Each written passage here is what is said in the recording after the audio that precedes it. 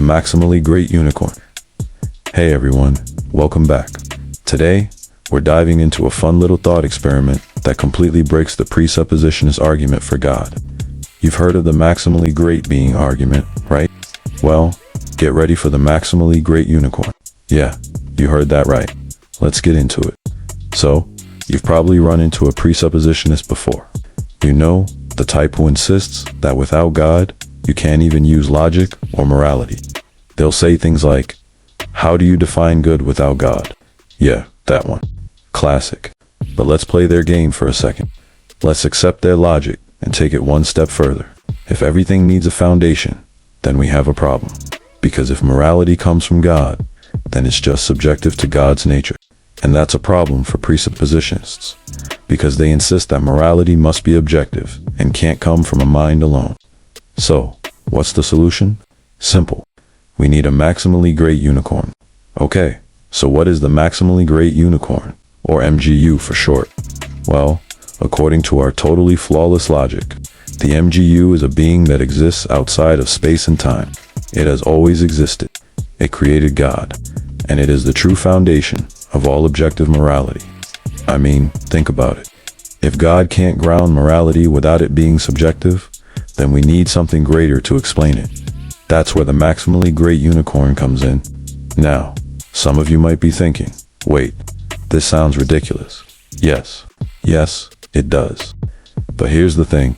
It's no more ridiculous than the presuppositionist argument for God. Think about it. Presuppositionists say, logic and morality must come from a necessary being. Okay, cool. But what if that being needs a foundation too? Boom.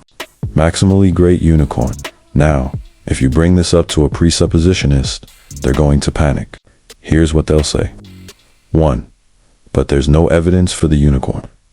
Oh, you mean like there's no evidence for your God either? 2. The unicorn isn't necessary. Oh, okay, but why? I just defined it as necessary, just like you did with God. 3. You're just making this up. Oh, really? You mean, kinda like how humans made up the idea of God? At some point, they're going to run out of excuses and just say something like, well, we have to stop somewhere, and that's God. And that's when you hit them with the knockout question. Why stop at God? Why not stop at the maximally great unicorn? Or at the universe itself? And just like that, they're stuck. Okay, so obviously, I don't actually believe in a maximally great unicorn. The point is to show that presuppositional arguments don't prove anything. If their argument works for God, but also works for an imaginary unicorn, then it's not actually proving anything at all. It's just word games. And at the end of the day, if a God exists and morality is the most important thing in the universe, we shouldn't have to rely on mental gymnastics to figure it out. We should be able to see it, test it, demonstrate it. But instead, all we get are philosophical word games. And if that's all they've got, then they've got nothing. Alright, that's it for today. If you enjoyed this and want more takedowns of bad arguments, hit that like button, subscribe, and drop a comment below. Oh, and if you meet a presuppositionist, be sure to ask them, but what about the maximally great unicorn? See you in the next one.